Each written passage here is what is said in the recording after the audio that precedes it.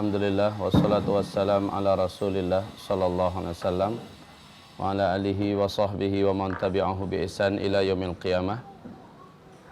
Tolong kembalikan yang tadi. Puji dan syukur kita kehadirat Allah Subhanahu wa taala.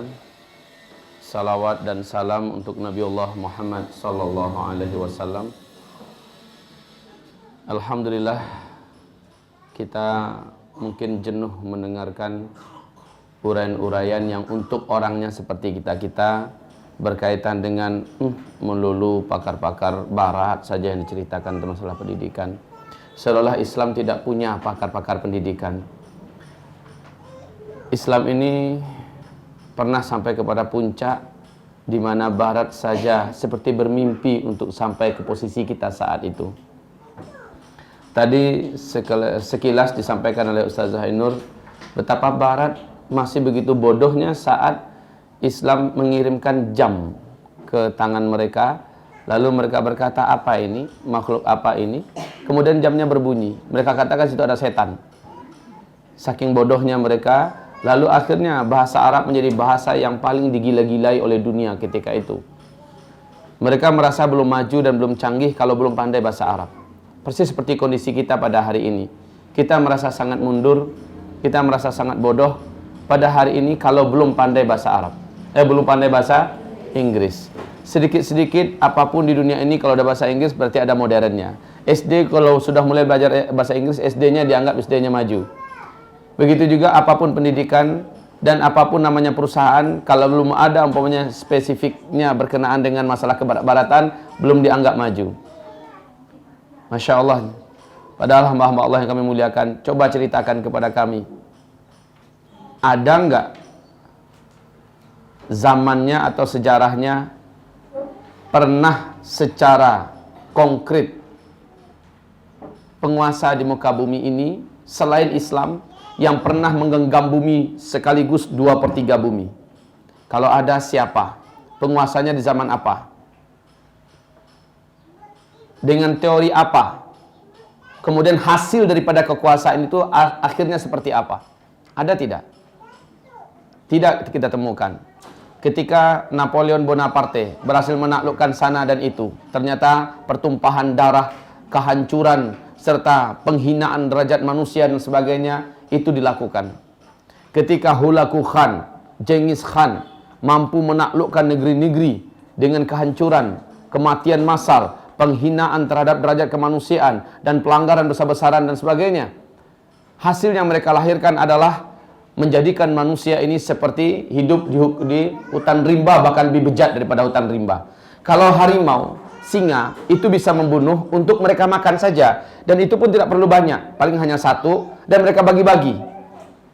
Setelah mereka kenyang, mereka tinggalkan, dimakan oleh cita, diperebutkan oleh anjing hutan dan sebagainya. Tapi kalau manusia seperti orang-orang bengis yang pernah menguasai muka bumi ini di luar Islam, yang mereka hasilkan hanyalah manusia-manusia yang lebih buas daripada binatang. Kemudian kita pernah mengalami hari-hari gelap dalam Islam ini, saat mana umat Islamnya lebih ratusan ribu dibantai. Ini akibat pengkhianatan Al-Qummi, yaitu salah seorang tokoh Syiah di Baghdad, di mana akibat pengkhianatannya ini di kota Baghdad saja lebih 10 ribuan umat Islam dibantai, sehingga tanah yang ada itu mesti dibungkus dengan darah. Darah-darah, sungai-sungai mengalir, itu mengalir darah. Buku-buku sampai menguning beberapa minggu. Sungai Efrat, sungai Tigris itu sampai menguning akibat dari buku-buku Islam yang dibongkar.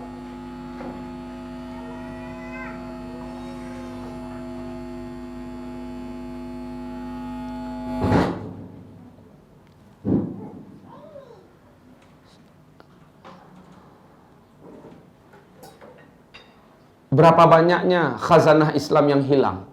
Tetapi ini adalah qadarullah. Ini adalah masyiatullah. Kalau seandainya kita mau tahu, dan saya tidak tahu apakah hamba-hamba Allah yang ada dalam ruangan ini sudah mengetahui atau tidak. Sesungguhnya buku-buku curian daripada khazanah Islam yang ditinggalkan oleh para ulama-ulama kita di masa-masa keemasan Islam itu memadati sekarang ini di bagian-bagian bawah gereja-gereja besar di Eropa sampai hari ini. Bahkan termasuk buku-buku Ibnu Khaldun, termasuk di antara buku induk yang menjadi rujukan utama dalam masalah peradaban. Tidak sedikit penemuan-penemuan para ulama-ulama dan pakar-pakar Islam itu menjadi buku rujukan dan sampai sekarang menjadi buku nomor 1. Sebut dalam masalah apa saja, masalah matematika, masalah ilmu perbintangan, masalah ilmu pendidikan, sebut masalah apa saja, ternyata diambil dari Islam. Dan ini dianggap sebuah khazanah yang benar-benar sangat berharga daripada harga apapun. Subhanallah. Kalau kita mau tahu, dari mana mereka mendapatkan para ulama-ulama kita itu? Mereka hanya mendapatkan dari sumber yang tidak pernah kering dengan ilmu, yaitu Al-Quranul Karim. Bukankah Allah Subhanahu wa ta'ala menyebutkan Ar-Rahman 'allamal Quran. Kalimat 'allama yang dipakai oleh Allah adalah ain lam mim dengan tasydid lam. 'Allama yang benar-benar mengajarkan ilmu. Itu kalimat 'allama. Ya. 'Allama yang benar-benar mengajarkan ilmu, yaitu Al-Quran. Al-Quran ini dikatakan oleh Allah adalah ilmu. Apabila kita mendalami, ternyata secara ilmu lughah, termasuk secara ilmu istilahi di dalam mustalahul hadis, ya, bahwa sesungguhnya perbedaan antara ilmu dengan perbedaan zannu, ini menurut ta'rif atau definisi Al-Quran dan hadis, ya. Ilmu adalah sesuatu yang mutlak kebenarannya tidak mungkin salah, dan itu adalah puncak daripada hasil yang pasti benar. Saya ulangi, ilmu adalah sebuah istilah yang ditetapkan sebagai sesuatu yang pasti benar, tidak mungkin salah. Pasti benar, tidak mungkin salah. Sedikit pun ruang salahnya tidak ada. Itu disebut dengan ilmu. Sementara yang masih ada peluang salahnya tidak berhak disebut dengan ilmu. Dia lebih berhak diistilahkan oleh Allah dengan istilah zannu, yaitu duga-duga, kira-kira. Nah, yang ditemukan oleh manusia adalah zannu. Kadang-kadang dulu zannunya seperti ini, berjalan beberapa puluh tahun atau mungkin 100-200 tahun, dirubah kembali, dirombak, dianggap itu tidak benar, sesuai dengan perkembangan masa. Ini zannu. Tetapi yang ilmu, ini pasti benarnya. Mungkin masa itu belum termakan lagi oleh orang-orang yang hidup di zaman itu. Kemudian di belakang hari ketemu ternyata benar. Dan hari ini telah banyak pembuktian-pembuktian. Masya Allah ya, benar ayat ini ya. Subhanallah ya, ternyata yang ditemukan oleh Amerika sekarang itu ada di ayat kita ya. Pengakuannya baru muncul sekarang. Walaupun dulunya dibantah oleh manusia pada masa itu. Tentang bumi ini bulat, diceritakan Al-Quran. Bagaimana alam semesta diceritakan oleh Al-Quran. Bagaimana tabiat laut, bagaimana tabiat air diceritakan oleh Al-Quran. Bagaimana tabiat ruang angkasa diceritakan oleh Al-Quran. Ini adalah ilmu yang sampai kepada puncak informasi yang paling akurat, paling benar. Tetapi sayang mereka, manusia pada hari ini, silau dengan hadarah yang datang dari barat. Sehingga Masya Allah, apa yang dikatakan oleh Rasulullah SAW yang Allah badikan dalam surat Al-Furqan. Wa qala Rasul,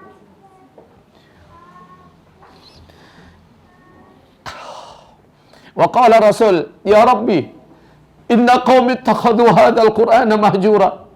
Wahai Rabbku, sesungguhnya kaumku telah mengambil Al-Quran ini sesuatu yang mereka tinggalkan. Kita sekarang ini tidak bangga kalau mengajarkan anak kita dengan Al-Quran. Kita awali pendidikan generasi kita dengan Al-Quran. Ketahuilah, materi yang akan disampaikan pada hari ini adalah dasar-dasar pendidikan yang ditetapkan oleh Ibnu Khaldun. Ibnu Khaldun ini salah seorang mutiara yang ada dalam Islam. Terlepas daripada segala kekurangan-kekurangan pemikirannya, yang beliau juga salah seorang ahli filosof, beliau juga adalah salah seorang penganut pemahaman tasawuf dan sebagainya. Terlepas daripada itu, beliau mempunyai pemikiran jernih.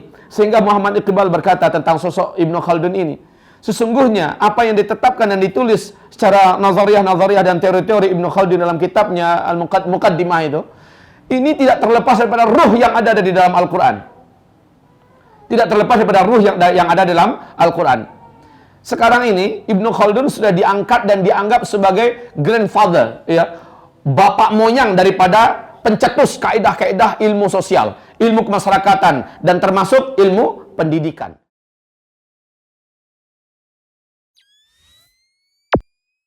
Anda juga bisa mengunjungi Facebook kami di facebook.com/amanahinsanmadani.